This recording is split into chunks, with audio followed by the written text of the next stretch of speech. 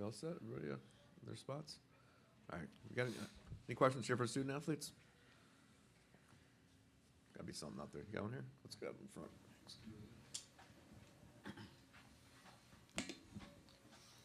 Tom Carroll, WEEI.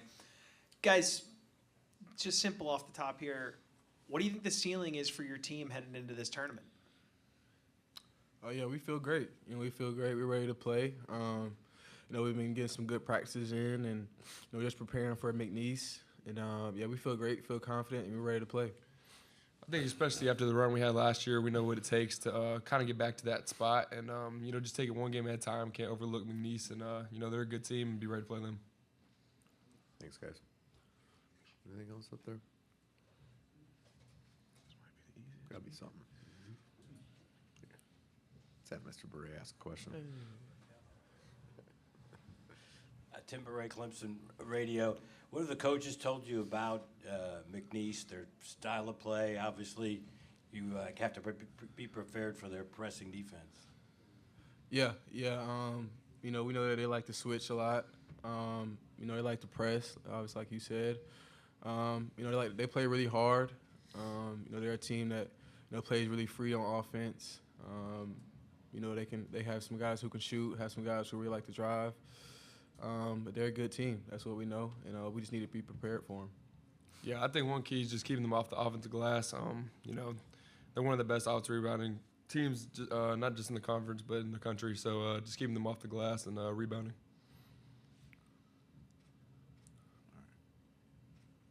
Right here, back. Yeah, Chuck Culpepper from the Washington Post. A lot of people have said through the years that the Elite Eight is the hardest place to lose in the whole sequence because many things, for one thing, you're in your locker room hearing the celebration outside. I wonder if that sticks with you a lot because of the juncture where it happened, the stage of the tournament where it happened. Yeah, it definitely stung. It stung a lot last year. Just to know that we were that close to, being in the Final Four, a few plays away, a few baskets from, being on that bigger stage. But it's all motivation. That's what we've been using it as, going to this season. Just motivated to, be in that moment again and, being able to win. I agree with Chase. We were, probably a few plays away from making the Final Four, and, that's everyone's dream at the end of the day. And, going into the summer, it's definitely something that me and Chase kind of, bringing in these new guys and, telling them how much fun it is to be going on this run and, try to get back to that spot. And, we know what it takes to get back there, and, we're going to take one game at a time. Thanks, guys. Anything else up there? All right. Here with Pat. Pat 40 from Sports Illustrated. I watched, the triple overtime game against Georgia Tech and thought you guys would be completely gassed after that. And you turned around, had some great performances. What does that say, I guess, about the resiliency you all have? Yeah, it just speaks to, this team and, the players and coaches. We never want to give up.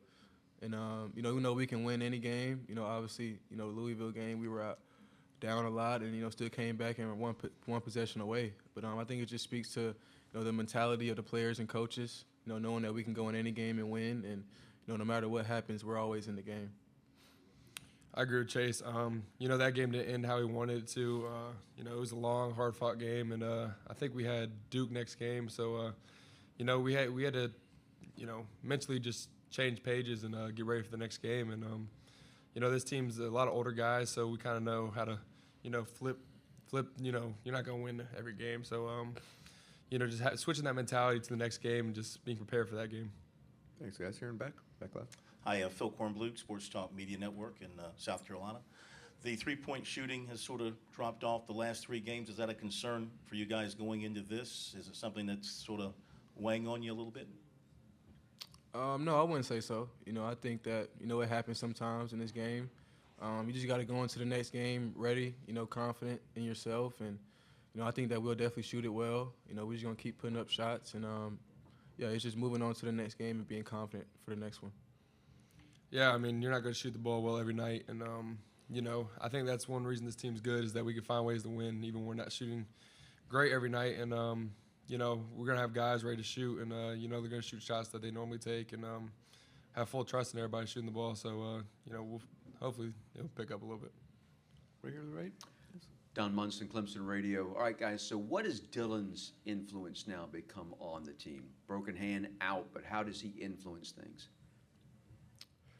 Yeah, I think it's just, being that leader on the sideline. I told him last game, talk to me, let me know what you see out there on the floor. Let me know what you're thinking. Because when you're out of the game, you can really see more. Being in the game, you're kind of just really locked in. And so, for me, it's just talking to him, and, telling him to, lead me in ways, that he usually hasn't. And then just being that extra leader on the floor or off the floor, and, giving us different pointers and things that we need to know. I think the biggest thing since he's been injured is just, his energy he provides. But at the end of the day, even when he's on the side, he's still providing that energy, and he's still great about being happy and, cheering up other players and, talking to other players and, just still bringing that energy. Even though he's not playing, he's still there and just making an impact. Thanks, guys. Anything else for Chase or Ian? Going once, going twice.